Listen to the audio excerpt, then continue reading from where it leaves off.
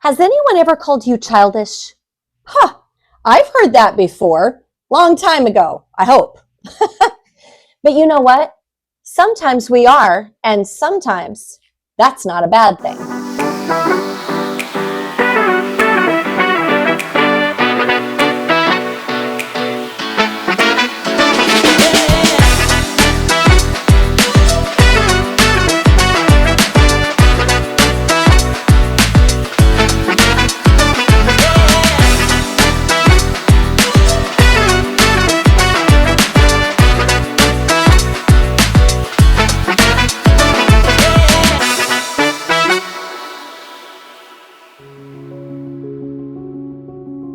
Hello and welcome to Coffee Talk. It's great to have you here today. I have a very simple thought today. I was actually learning some more things about putting together this channel and the website, and I was toying with different ideas. And I tell you, the other night I was getting frustrated. I would try one thing and the computer would say, no, you can't do that. I'd try another thing and no, error, you can't do that. And I thought, oh my goodness, how am I going to do this? And it reminded me, I used to think I was too old to start over. In fact, when I was 42 years old, I had convinced myself I was too old to try again. And so any of the goals that I had that I had not accomplished by that age, they were lost.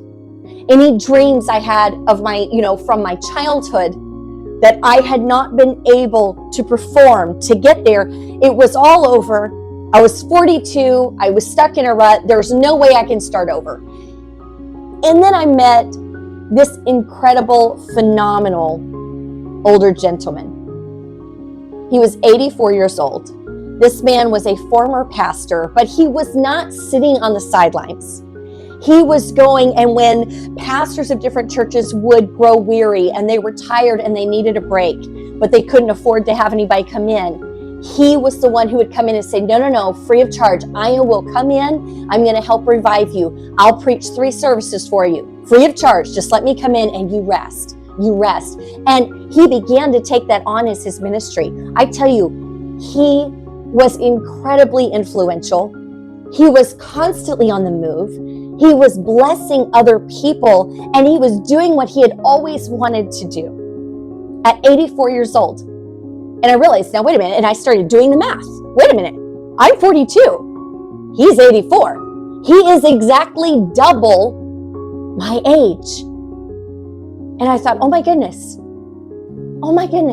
By 84, I could still be moving and grooving and doing, wait a minute. If I ever wanted a second chance, maybe this is the perfect time, because I have another 42 years, God willing, to jump in there and completely remake my life. That's an entire lifetime that I have lived. I have another one of those afterwards, if God tarries. And I realized, oh my goodness, what am I doing? Why do I think I can't rebuild? Why do I think I'm stuck? Why do I think I can't remake things and reconnect? A lot of times people have that mindset too when they come to the Lord and they're an older adult.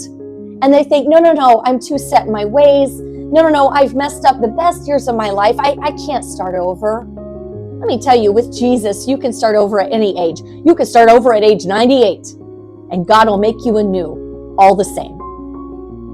But something I've noticed, at least for me, and maybe it's not the same for you, but it is for me, the biggest obstacle I have with my second chance is a lack of patience with myself when I am not perfect. Because in my mind, I'm saying, I'm an adult. We're adults, right? No mistakes involved. No mistakes allowed.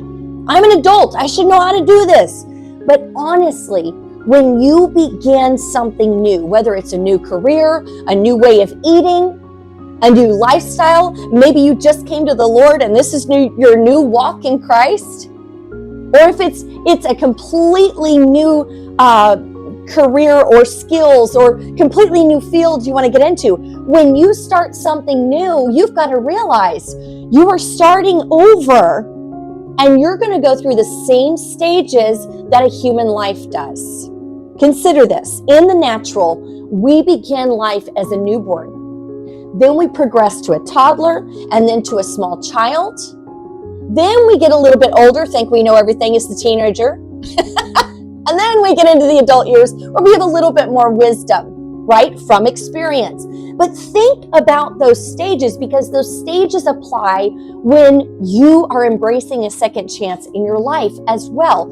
If you notice, a newborn cannot do much for himself. That newborn will lay there as other people pour into him. And he observes, and he watches, and he learns. And then he will begin to mimic what he sees others doing. That's why I say your influences make a huge difference in where you're going to wind up, because you've got to have the right people to learn from.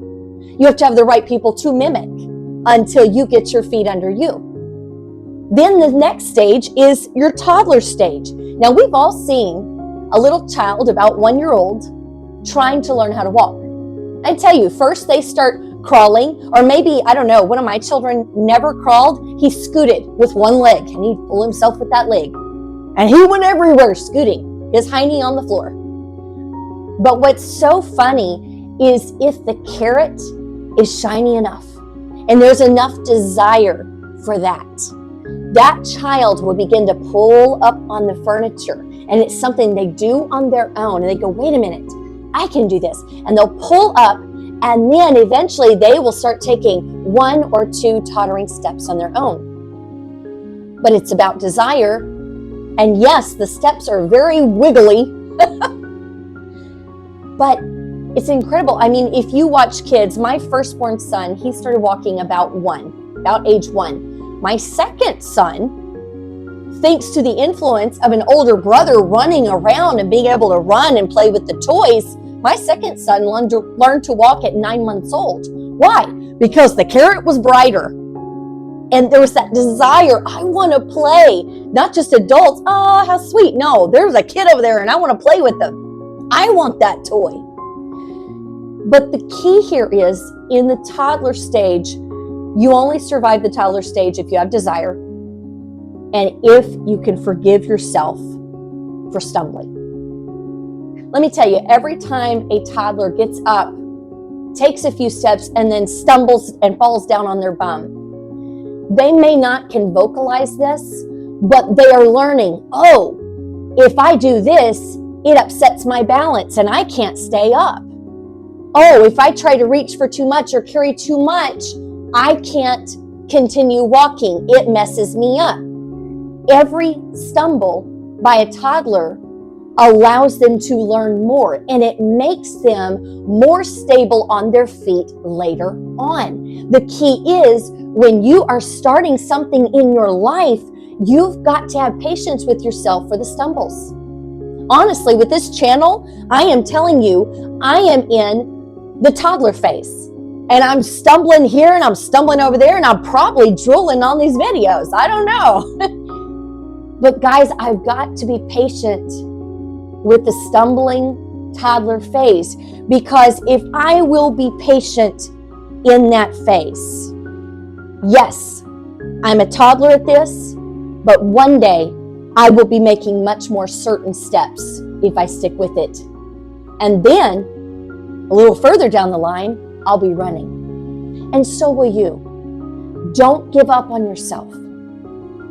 See yourself in your second chance as a child. Give yourself grace and patience, and keep the end goal in mind. It's coming. It's coming. You're growing a new you. I'm so glad you're along for the ride as I become a new me, and I hope I'm helping you with your journey as well. Thank you for joining me today.